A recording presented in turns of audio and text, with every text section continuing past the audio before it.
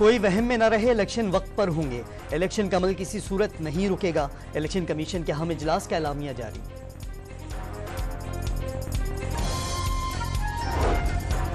8 फरवरी को मुल्क भर में आम तातील का ऐलान। पंजाब, सिंध और खैबर पख्तूनख्वा में तालीमी इदारे 6 से 9 फरवरी तक बंद रहेंगे। तलबा मजमूई तौर पर 9 छुट्टियों के मजे उड़ाएंगे।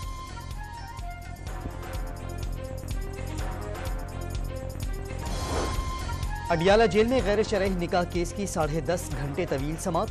बानी पीटीआई और खावर मानिका के दरमियान तक जुमलों का तबादला। समाअत कल फिर होगी।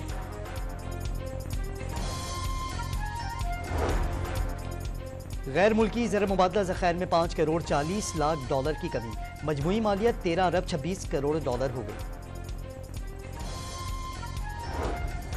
और ईरान के शहर सरावान में कत्ल 9 पाकिस्तानियों की मैयतें मुल्तान मुंतकिल। 7 शनाख्त के बाद बुरसा के हवाले कर दी गई।